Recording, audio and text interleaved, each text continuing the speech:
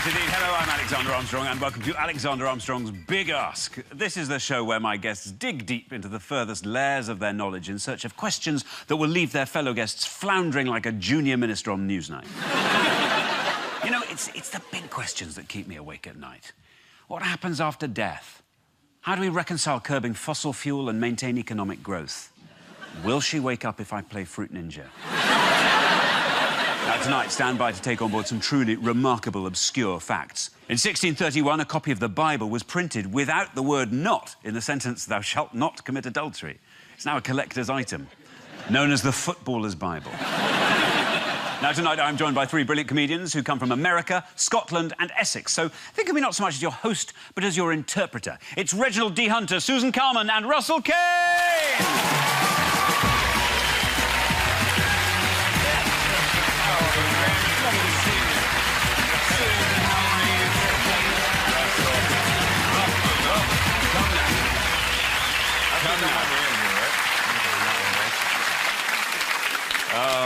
Russell, how are you? Hey, listen, I am not paying. When I said wear the pussy shirt, I did not mean that. You did text me this morning and said, make sure you bring the pussy. It's on the T-shirt. Oh, dear. Well, listen, Susan, I particularly want to thank you for joining us today, because it's a very special day. Yes, it is. It's my birthday. It's her birthday. Yes! Oh. Of course, none of you should actually be here tonight. Susan, you're a lawyer by training. Reg, what about this? You went to drama school. Yes. You should be on the stage right now. I think you'll find I am. Oh? You came to drama school here in London? I did. I went to RADA. I remember when I first got there, they used to say, an American actor is like a jazz performer. He's improvisational. He brings something wonderful and different to a performance each night. But a British actor is reliable. Russell, you are an acclaimed novelist. I'm a novelist. An acclaimed... No, I'm claiming you. I'm a novelist that's made several claims. OK, well, let's do this thing. I have chosen a category for each of you, and I hope you've done your homework and you've got some really good questions for us. If nobody manages to answer your question, you will be 10 points the richer. If somebody manages to answer your question, they get 5 points, you get nothing. Reg, you're going to go first, and your subject you'll be pleased to hear, slightly obviously, I apologise, fruit and veg. There we are, yes, fruit and veg. The big two of the major food groups, the others being crisp and sausage. So, Reg, what question do you have for Susan and Russ? Well, Alex, my question is this. Russell, Susie, what punishment did the Holy Roman Emperor Frederick Barbarossa impose on the Milanese people involving figs? Barbarossa. You're baffled, aren't you? 12th century Emperor Frederick Barbarossa punished the Italians who captured his wife. How were figs involved? Write down your answers. I can feel these points coming now. Figs arrived in Scotland, Susan? So I'll say that. Fruit and veg arrived in Scotland, Susan? I've seen it in the speciality section of the OK, well, here is a picture of Barbarossa. We can just see him here. Beautiful armour. Really brings out his eyes, doesn't it? Reg, you asked the question. 12th century Emperor Frederick Barbarossa punished the Italians who captured his wife. How was a fig involved? Russell. I've forced them to eat only figs, inducing squitters. Get you leaking like a government dossier.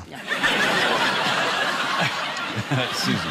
I've said eat them because I think they're foul, I think they're disgusting, or, because they're odd, put them in their shoes. Reg, it's over to you. Anyone going to get any points apart from you here? No, man, I think all of them come to me this time. It was very colourful answers. Barbarossa's wife had been humiliated by the Milanese people, made to ride on a donkey backwards while holding the tail. And so... That's a genuine ride in Southend. And he was kind of mad about that. And so when the people who wanted to live, he gave them a choice. You had to pick the figs out of a donkey's ass with your teeth. All because made his wife mad. Wow. Right. Well, a punishment for the Milanese. Yeah. Bit of a treat for the donkey. Do we know how deeply embedded the figs Yeah, were that was before why. the... Well, I don't know. Was the fig all the way out, or was it crowning? Exactly. Well... Was it the sort of maybe... If you're only using your mouth, unless you have great suction, then that's really difficult. I would like to remind you that if you was not successful in removing the fig, they killed you. I'd suck hard. I bet you would. I mean, if you do it right, you might even get a TV show out of that.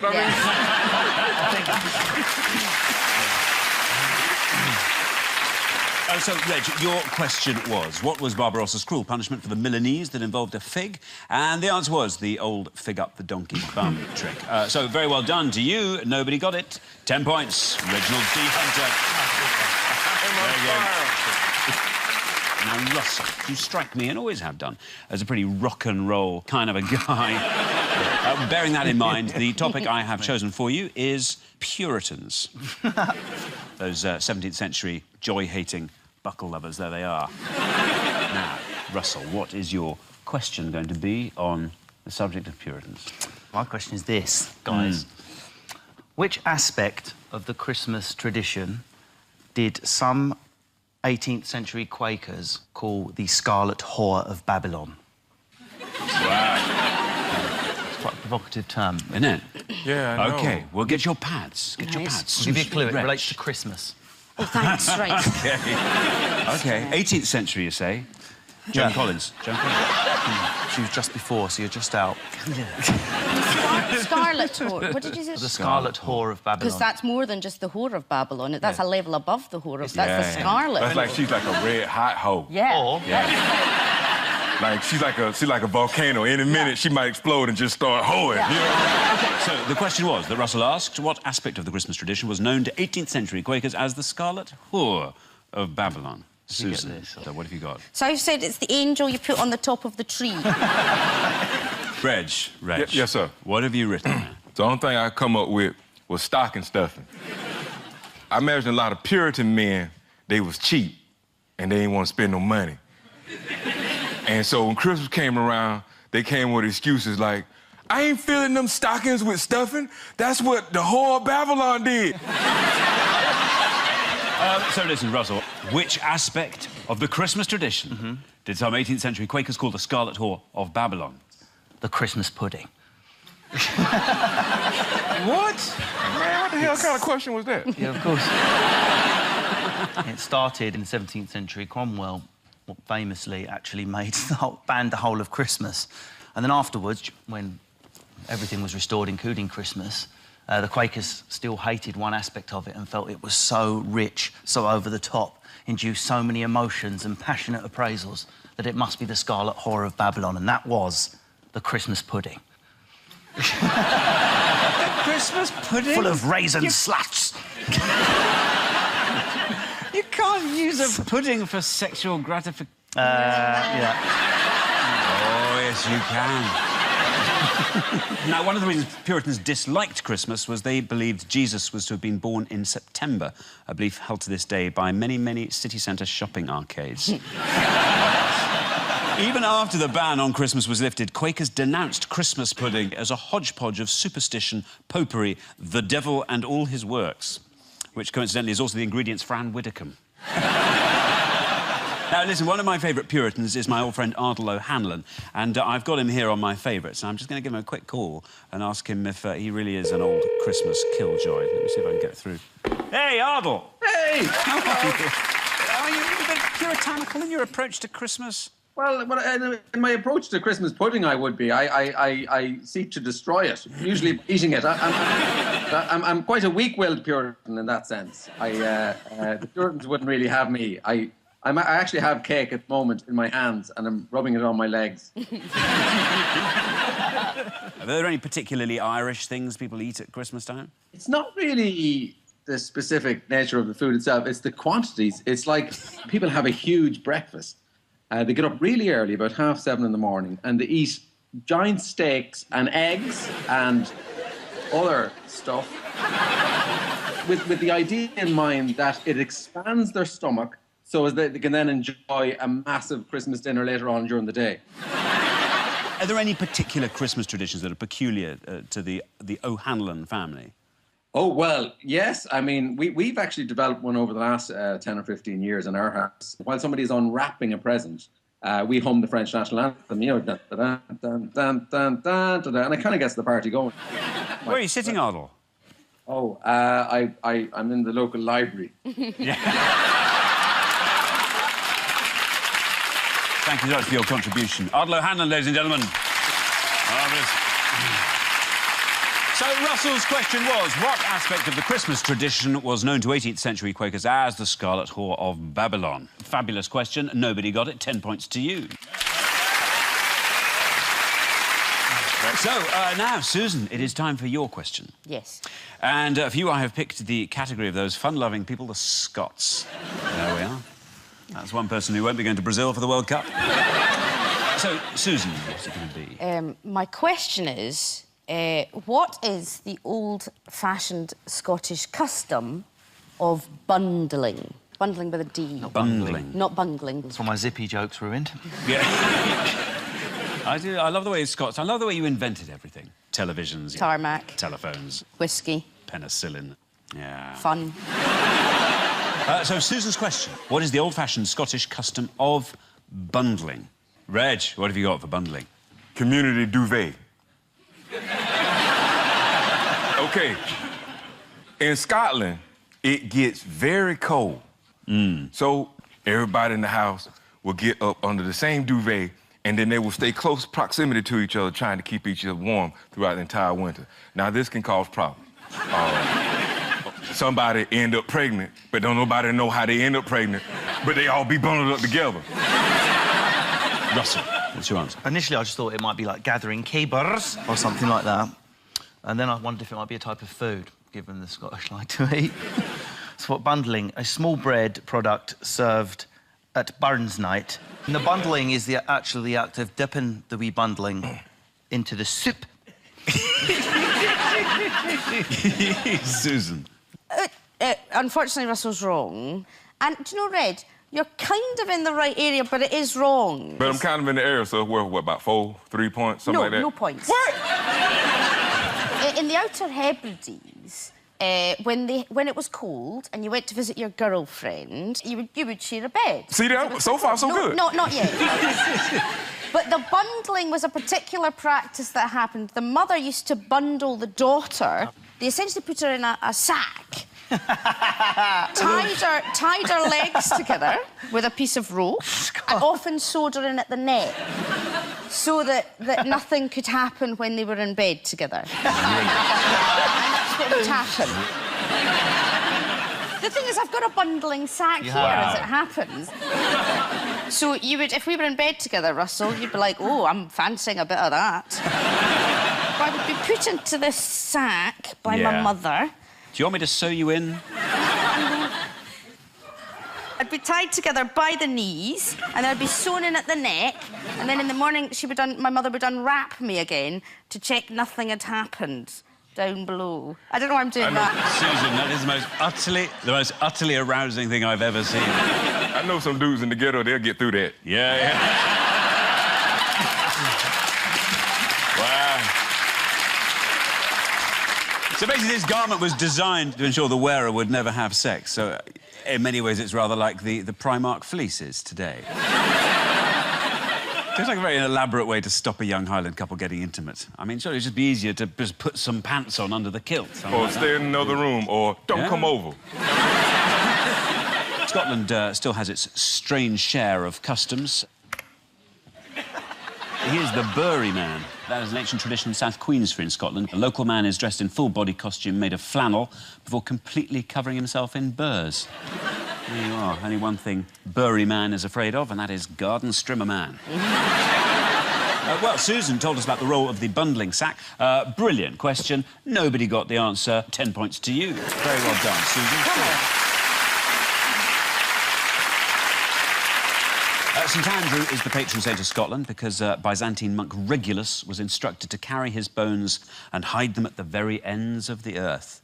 Tradition says he hid them in Scotland, overshooting the ends of the earth by a number of miles. That's all we have time for this half. I'll see you after the break.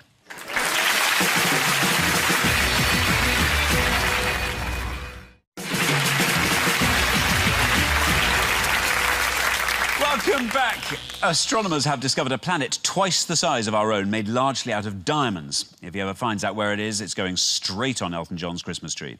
Italian collector Amatore Bolzoni has been collecting condoms 30 years and has over 2,077, an archive rivalled only by the pool filter at Silvio Berlusconi's mansion. Susan, because it's your birthday, we have actually got a present for you. Have you? Yeah, we have, because you love your cats. I do love my cats. More than life itself. Here we are. We have this. This has come from Japan. And this is yours. What you have to do is pop it on your head there. Now, this little sensor has to rest on your forehead. OK. I'm going to adorn you with it, if I may. That's fine. OK, there you are. Is that fitting nicely? Yeah, it's fine. Make sure that's on your forehead. Is it connected to my cats at home? Yes. I'm just gonna muss your hair up a bit more if I can. Right. There we are. And this, not at all painfully, clips onto your ear like that. Now, this is going to read your mind. It's going to read your brain waves and tell us. Now, somewhere here, I've got a. You can sit down now. Sorry, I don't want to make you. If Susan starts digging, I'm going to run. OK, there we are. Still calibrating, working out exactly what's going on in the Kalman brain. Oh, you are high relaxation. Nothing? Oh, no! Oh, yeah. That's extraordinary. There you go. Oh, now it says you're fickle. OK, wait a minute. I'm thinking of something. Oh. I was thinking about Cheryl Cole. Wow. That's wonderful, isn't it? I'm going to wear that all the time now. Brilliant. Oh, happy birthday. There we are. Now, it's at this point of the show that I like to reach into the Armstrong collection of treasured objects. And I have stumbled across an object that will not only amaze my guests, but also, I hope, inspire them to come up with a question. Oh, look at this. There we are. You have to guess what you think this might be. Well, it looks initially like some form of bike rack that people stupidly keep chaining their bikes to. They're invisible bikes. Yeah, invisible bike rack, yes. I know what it is. In Scotland, it followed the bundler. It was the next chastity belt. Yeah, you might think this is a contraption from an early sort of 50 Shades of Grey type. There's a bridge in Paris that's very like that. That's absolutely right. This is a new 21st century symbol of affection. What you do is you put a padlock symbolising undying love, and you write a nice message on it. There you are. Oh. And actually, I do have a picture. There we go. Look at that. Ah, That's quite pretty, doesn't it? It does look quite pretty.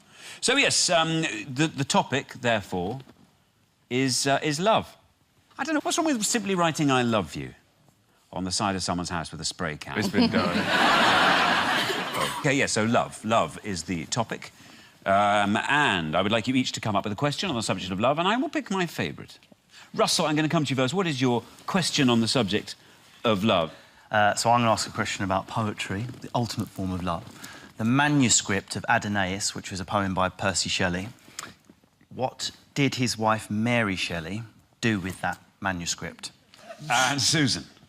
What did Elizabethan women give their lovers as a keepsake in Elizabethan times? OK, what did Elizabethan... Oh. Reg, let's have a question from you on the subject of love. What is an eye fairy and what does it promote? What is an eye fairy? OK, well, I've got to think which is my favourite. It's your birthday. I'm going to go with you. I also really want to know what Elizabethan women gave their lovers as a keepsake. Yes. Now, Russell, what did Mary Shelley do with the manuscript? So the manuscript to Adonais, what she did was, when Percy Shelley pegged it, she wrapped his heart in it. She kept his heart in her desk so that every time she went for a paperclip, she thought of him.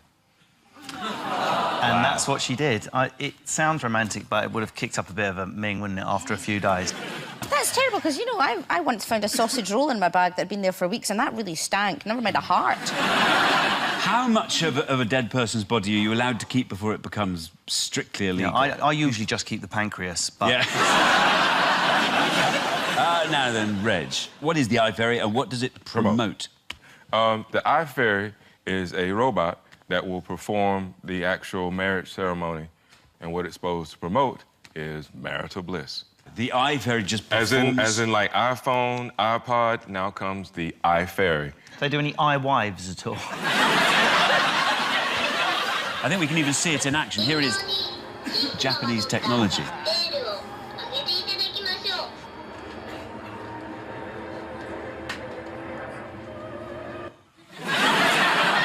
It does look like he's just about to go... OK, so two very different questions about love, but Susan's question is the one I want to have the answers to. OK, what does Elizabethan... women give their lovers as a keepsake when they were apart?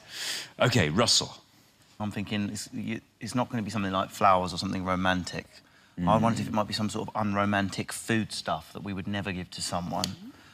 So I've gone with onions. OK. Very of some sort of... Yeah, or something like way. garlic or a beetroot or something. They love their really weird vegetables, don't they? Yeah, they did. They did. Give a turnip was the ultimate sign of romance. Yeah. Reg. I guess the answer I eventually came up with, very boring, is a handkerchief. I'm sorry. An onion. We have a handkerchief. Yeah. What it would is, in fact, the answer. Well, Russell's closest, but it's not correct, sadly. What they used to do in Elizabethan times, when they didn't have a lot, was they used to... The ladies used to peel an apple, and then they would put the apple under their armpit, so it absorbed all of the particularly pungent flavours. Body funk. Yeah, body funk. They would then give it to their lovers to sniff. So he would have a funky apple. Yes, he would have. That's not the name of an album, doesn't it? Funky apple. Yeah, no, love's never given me a sweaty apple. It's given me sweaty plums. That'd be lovely if I said, you know, Russell, Reg, bought you a present. It's been under my arms. This is an apple marinated in me. Have that. Tell you what, nothing says I love you like a sweaty old fruit. That's why I pay Simon Callow to say it to me every night. But remember, this is 400 years ago, before the invention of pretty much everything. They didn't have anything to give each other other than stuff growing on trees wiped on their parts. I said some sort of unromantic food stuff. Listen, you were You're very close. You were close. But the thing is, it's because, you know, I don't know whether it was because the apple is the symbol of love in terms of, you know, Adam and Eve, and you talk about the apple of Maya. I don't know whether it's because of the forbidden fruit aspect as opposed to the forbidden onion, which is the lesser known. You're the onion of my trousers. It's not really, yeah. I'm reading my diary again. Yes, sorry. Well, anyway, there we are. That round's come to an end. Better to have done a round about love and lost than never to have done a round about love at all. There we are. Another question from Susan, all about love. Very, very well done indeed. Another 10 points for you. Oh, lovely. Oh, fantastic. OK, well, time now for our next round, which I like to call the round in which you pose inappropriate questions to JPEGs of famous faces. We've trademarked that name, so don't try ripping it off. OK, so let's start with finger licker Nigella Lawson. I'd like to ask her if, because she has sex noises for food, whether she makes food noises when she's having sex. So, at the moment of orgasm, she goes, "That really is delicious." that really is enough for 2 portions. I'd like to ask Nigella. She seems to make even the smallest movement quite sexual. And for someone like myself who's not particularly good, I know it's a surprise, I'd like to ask her if she has any tips for... You're making a cup of tea, you're quite hungover, you're eating a bit of pakora from the night before, because that's what I have in my house, Nigella. How do I make that movement of carrying the cup of tea back to the bedroom sexy? Because at the moment I just kind of sway like I'm about to vomit. OK, next up, inoffensive pop straw, Kylie Minogue. I'd like to ask Kylie Minogue. I often get mistaken for her. Does that happen to her a lot? OK, and next up, digital billionaire Bill Gates. He's so wealthy, I'd just like to ask him how much he thinks a frozen chicken costs in Lidl. OK, next up, Pound Shop Braveheart Alex Salmond. I would like to ask him, is he as affable and attentive as he seems to be in this photograph? I'd like to ask him if he'd like us to make it easier by the English having a vote about whether we should divorce the Scottish in 2013. I don't know how many English people just for a laugh will go, "Yeah, sod off. All right." The Bury Man and Alex Salmond are both from the same place. What is it about West Lothian that produces such bizarre eccentrics? Yes. Yeah. Mic'd up. Are you looking forward to an independent Scotland? No, absolutely not. You don't mind us that much. I don't think the English are a problem. It's funny when they come to Scotland and we let them loose like the Running Man. I mean, that's just fun. So, Russell, an independent Scotland? We will not break up the union. Well, the re-emergence of the monarchy and their popularity in the last few years, I'm bang up for that. Now that you've got K-Midi and P-Midi and all that, the monarchy feels like fun again. It's almost ironic to like the King and Queen now, isn't it? Hey, they're a bit silly and they're not relevant to me, but I'm kind of with that, random.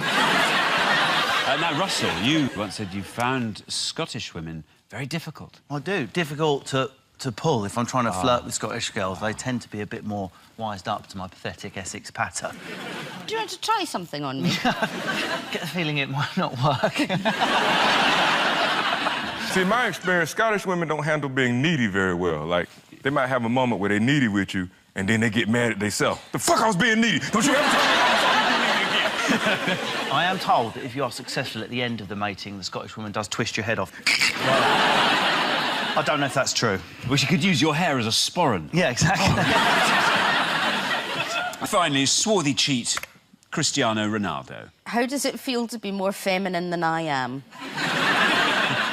Let's be honest, though, Susie, you could ask a lot of dudes that, though, couldn't you? Suck a fig out my arse. Why don't you suck a fig out of my ass? And remember, you can't insult me by turning me on. Well done to all of you. Coming up, I think with the best set of questions in that round, I'm going to nominate Susan. Oh. So very well done. 5 points to Susan. And that brings us to the end of the show. But remember, it's Susan's special night, so to make it even more special, I have some more of those cat's ears here. Oh, now then, Reg, great. those are for you. Those are for you, Russell. Everyone pop their ears on, will they? Reg. Hey, look, you tossed them to me, man. You better... Maybe you should have made a better throw, you know what I'm saying? OK. Yeah, Reg, you're like a mad pilot. Get the ears kicking in. Yours doing that stuff. Oh, man, I feel my thoughts just leaving my head. How come my ears don't flop around, man? Have you switched yours on? Think of something that makes you angry now. Oh, look at him. Oh, God, that's quite the reaction. I'd run out of hummus in Asda. I was just remembering back to... Anything, Reg? Anything happening? I'm thinking about Mitt Romney. I'm thinking about...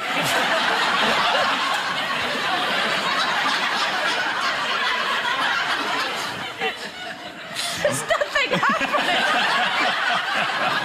Maybe I just don't think nothing. Yeah. Well, now, tonight, from the cupboard under the stairs, I have chosen this trophy for our winner. It says Wonder, it says Majesty, it says second in the Wansbeck 1,000 metres freestyle. So, yes, although everyone was fantastic tonight, for me, the outstanding person, unsurprisingly, the birthday girl, Susan Carman. Oh, I love There we are. A treasure for you to cherish forever and ever. Absolutely marvellous. Marvellous.